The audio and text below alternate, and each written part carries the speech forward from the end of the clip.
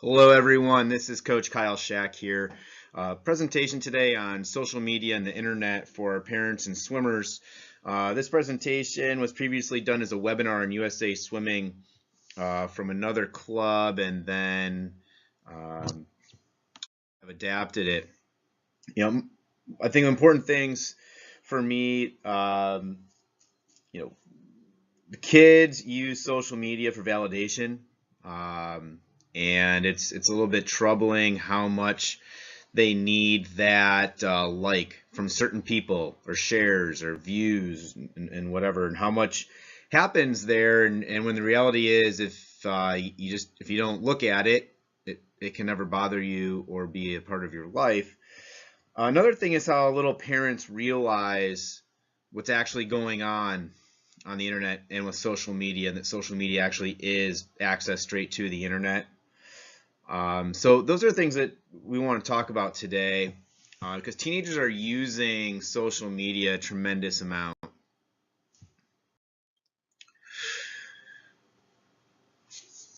There are some bad things that happen on the internet, and that's one of the areas I want to address with parents.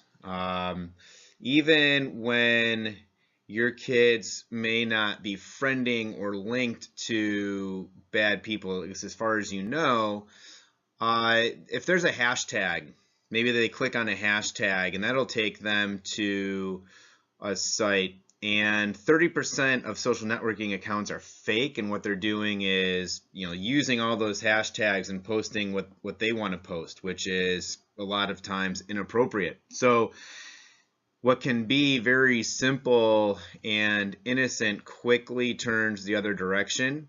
And once these kids have a smartphone in their hand and they have social media, they have the World Wide Web. And that's something that we need to understand. Identity theft, of course, is an issue for kids. It can be a problem. Like I said, those 30% of accounts that are fake. And when you're entering things, the kids are playing a game, and then they're putting credit card information in, or they're buying things off a site. I mean, even the Starbucks app gets hacked, and all of a sudden your information is out there, and somebody can be using your credit card you didn't even know. Protecting yourself is really important. Obviously, everybody wants to be safe, and with predators, they can follow where you are. There's a feature on all of the social medias where you can tag your location when you're posting, and what that can do is it can give a predator a detailed account of your routine, where you're going to be and when, and that gives them access to you and your kids. It also, if you go on vacation and start posting things like, hey, we're having this great time in the Bahamas, that's fantastic. The people on the internet now know that your home is empty. I think it's really important for everybody that uses social media to understand that you're the product, you're not the consumer. So you download an app and you think you're using this product, and they're really using you, your information. They're collecting the things that you click on, and they're selling that. Companies can buy whatever they want. When you sign a user agreement with these apps and these companies, you're giving away the rights to anything that you post online. And that goes for texting as well. Verizon, AT&T, all of these.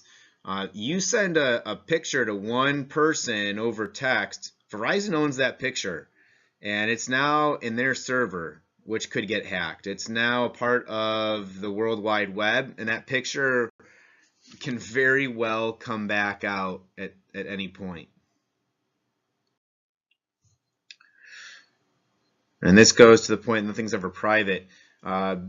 Corporations that are hiring, I mean, they're going to pay search companies that go in and they dig out your private stuff. So even if you have a privacy setting, that can come back and haunt you. So who's watching? I mean, college admissions, college coaches, the athletic departments. When you're at college, the compliance department, they're going to hire a firm that's going to go through your social media to make sure that you're not ruining their brand.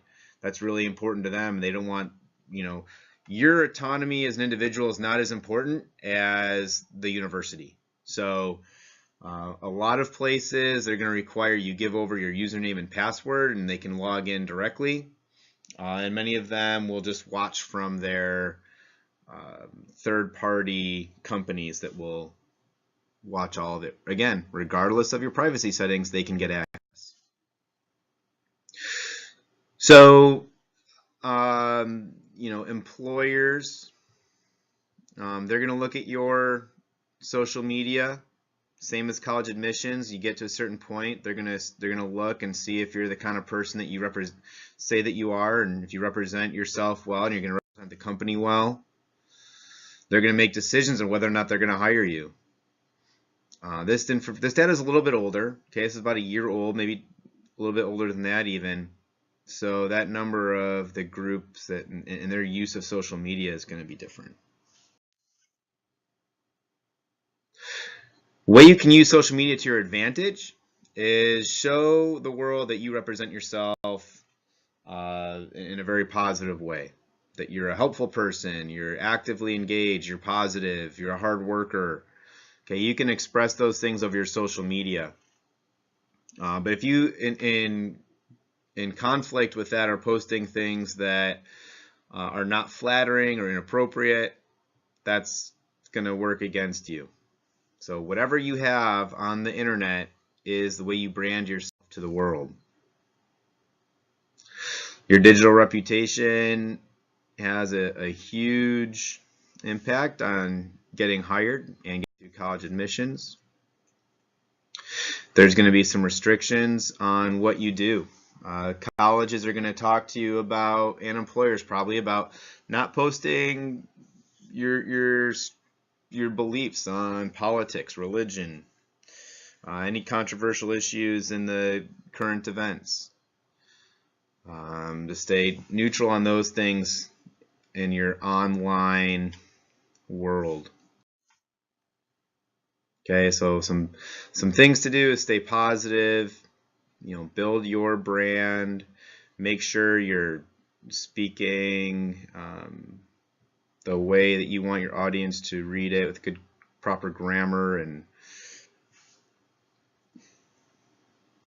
so in conclusion, social media is not likely to be helping you get into college. There's more likely to be things working against you than for you, like, for example, liking things with inappropriate language, or a friend tagging you and including you in something that's inappropriate.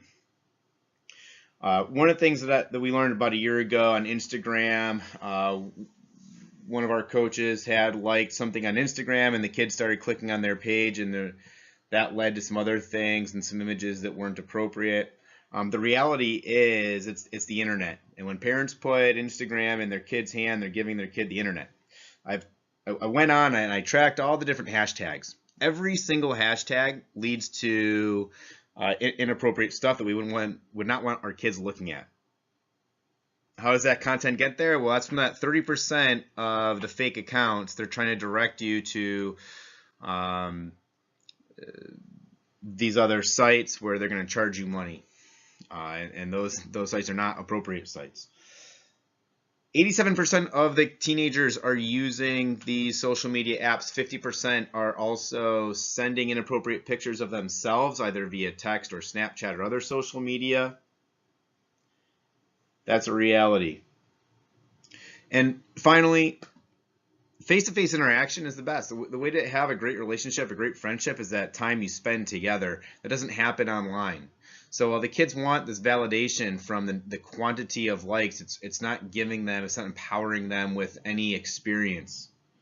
This is something that's really important. There's a link here to a YouTube. It is what it is, but I think it does a good job of talking about how we're losing connection with each other with this social media. It's supposed to be bringing everybody together, and in reality, we have more shallow relationships, and what today's teenager thinks is normal, for many of us, we're saddened by that, and how they seek this validation online as opposed to doing it for themselves and having their own relationships with people.